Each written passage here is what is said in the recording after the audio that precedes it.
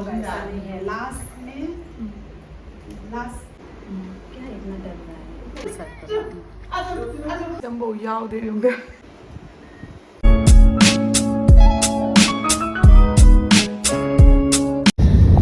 अगी पिसुम हापदो ने जादरा जादंगे अगी पिसुम देसे हा जेगलाई से केम खंगद्रा पिसुम नते पिसुम हापतरा पा हापतरा पिसुम पानते कइनु मान का क्या लगते बदु पिसुम तो परमानेंटली हापतबा सुमाइना दुम लइतबा या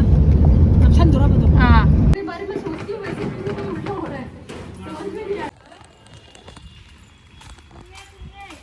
हेलो एवरीवन याबरा माई चैनल दा तराम नमचरी अदो मैम ए ngasi से कोई नेने होइदा कोई दोचा होइदा लाइनी अदो एगी पिसुम से ए पिसुम जे जेक पने बको अदो पिसुम जेक पजे होरेन दिलु लथोग्रा याम ती बको आई सिगे सिगे उचरम गे इना चलम दाइदा ngatang da yang na namak pagini ado ai sigi pisum je ngasi hap to nya uji moi mem dani ko leise ado do chana chain jang ka thokna ko pasana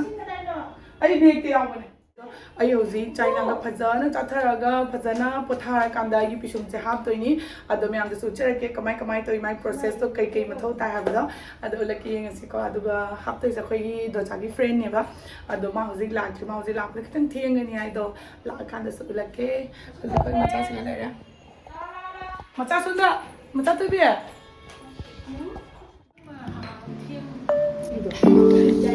हां नी 눈이 원래는 본도이도 하면다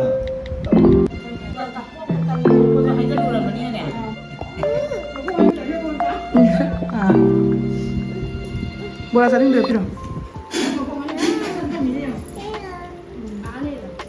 Few moments later.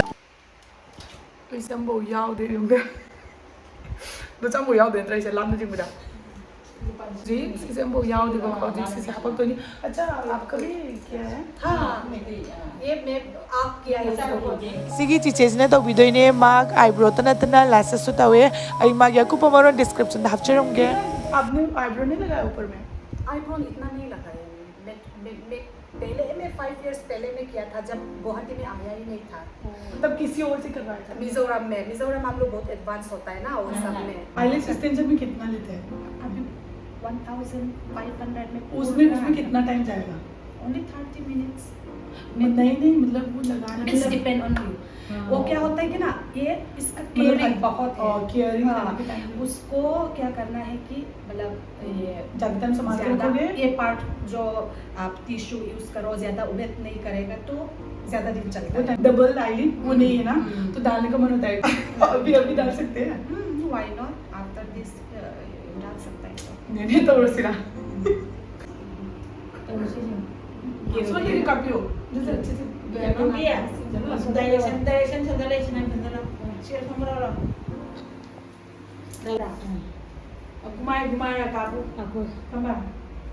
अदो ma'am अना हौजी तौदोरीसे कदाई मफमदनो है ma'am खंगनी आई video HYBE काउरेबको असीसे अना हौजी तौरीसे गुवाहाटी की मणिपुरी बस्ती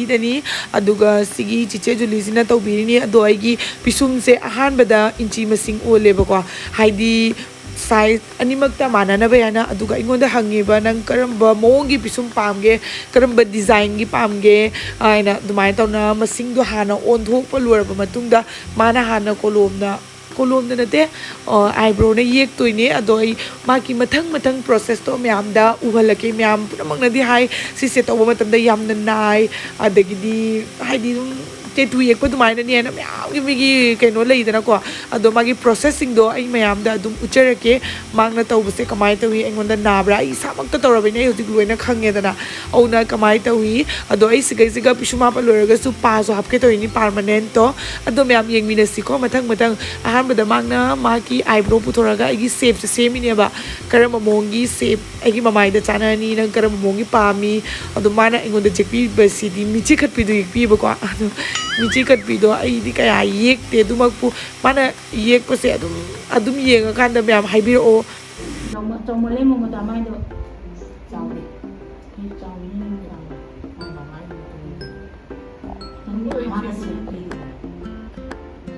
just shape है ये बाद में छोटा होगा ये हाँ क्योंकि इसका अंदर में बनाएगा ना ये तो जस्ट शेप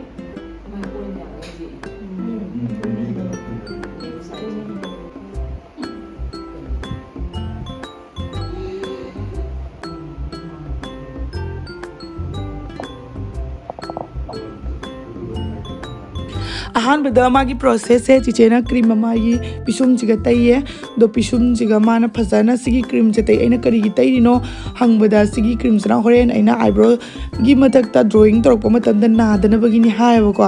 ꯑꯗꯨꯗꯨꯒꯤ ꯑꯩꯗꯤ ꯍꯧꯖꯤꯛ ꯑꯗꯨꯝ ꯀꯩꯀꯩ ꯇꯧꯔꯤꯅꯣ ꯑꯗꯨꯝ ꯌꯦꯡ ꯂꯩꯔꯦ ꯃꯊꯪ ꯃꯊꯪ ꯑꯗꯣ ꯍꯧꯖꯤꯛ ꯃꯥꯅ ꯇꯩꯕ ꯂꯣꯏꯔꯕ ꯃꯇꯨꯡꯗ ꯔꯥꯡ ꯑꯃꯅ ꯃꯣꯏꯒꯤ ꯔꯥꯡ ꯀꯧꯕ꯭ꯔꯥ ꯈꯪꯗꯦ ꯁꯤꯁꯦ ꯁꯤꯁꯤꯅ ꯁꯨꯃꯥꯏꯅ ꯉꯥꯏꯍꯥꯛ ꯊꯝꯖꯟꯕꯤꯔꯦ ꯑꯗꯨꯒ ꯉꯥꯏꯍꯥꯛ ꯂꯩꯔꯒ ꯑꯩꯒꯤ ꯍꯧꯖꯤꯛ ꯔꯥꯡꯁꯦ ꯂꯧꯊꯣꯛꯑꯦ ꯂꯧꯊꯣꯛꯑꯒ ꯑꯗꯨꯒ ꯃꯥꯒꯤ ꯃꯃꯥꯏꯗ ꯍꯤꯗꯥꯛ ꯇꯩꯁꯟꯅ ꯊꯝꯕꯤꯕꯁꯤꯡꯗꯨꯁꯨ ꯍꯤꯗꯥꯛꯁꯤꯡꯗꯨꯁꯨ ꯇꯩꯊꯣꯛꯑꯦꯕꯀꯣ ꯀꯣꯂꯣꯝꯅ ꯖꯦꯠꯈꯤꯕ ꯈꯣꯠꯈꯤꯕ ꯂꯣꯏꯅ ꯇꯩꯊꯣꯛꯑꯦ ꯇꯩꯊꯣꯛ ꯂꯣꯏꯔꯒ ꯑꯩꯁꯦ ꯗ꯭ꯔꯣꯌꯤꯡ ꯇꯧꯕ ꯍꯧꯗꯣꯔꯦ ꯁꯤꯁꯦ ꯃꯥꯒꯤ ꯉꯁꯥꯏꯒꯤ ꯍꯤꯗꯥꯛꯇꯣ ꯑꯗꯨꯗꯨꯅ नादनꯕꯒꯤꯅꯤना ꯍꯧꯖꯤꯛ ꯑꯩ ꯇꯧꯕ ꯃꯇꯝꯗ नाꯕ ꯀꯔꯤꯝꯇ ꯐꯥꯎꯔꯔꯣꯏꯕ नहीं होगा कुछ नहीं होगा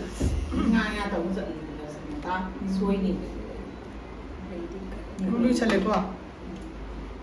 तुमने सारा फ्रीज ले क्या इतना डर रहा है छुआ ऑपरेशन थिएटर में पुछल में मैं कर लियो है वो कर में छोड़ दे बिना वो कर अच्छा हो गया हो रहा है हाँ ठीक वही है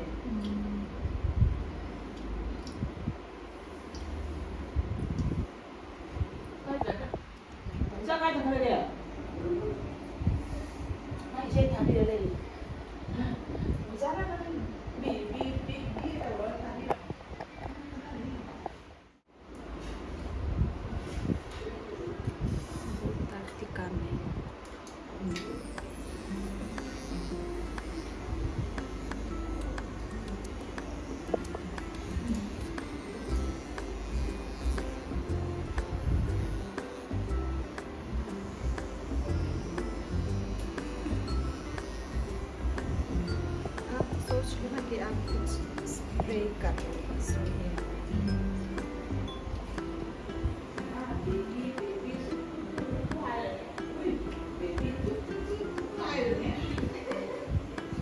वहाँ पे कुछ भी नहीं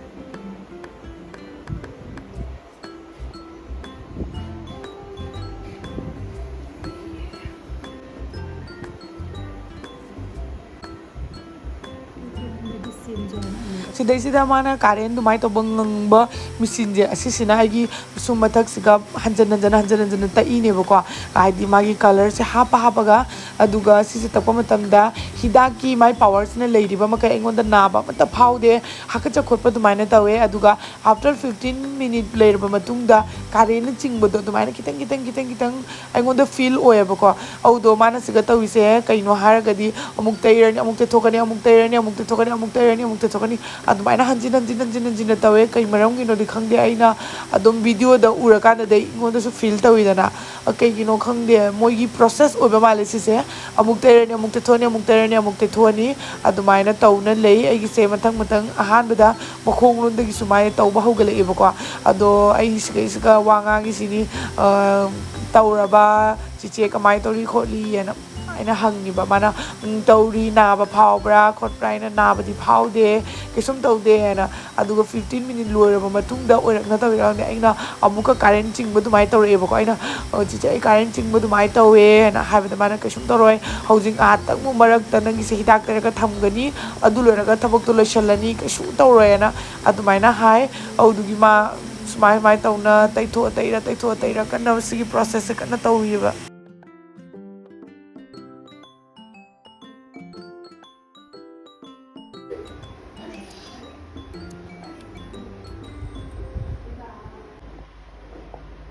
आया बोला तो सो रहा है पूरा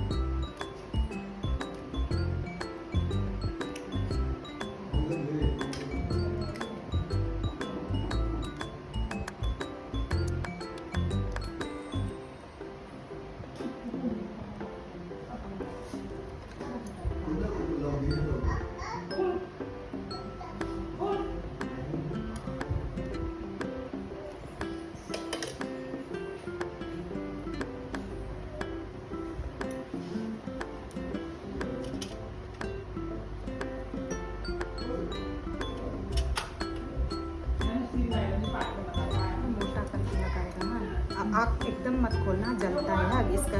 बहुत स्ट्रॉन्ग है ना, जलता है बहुत। हाँ एकदम नहीं खोलना है आग।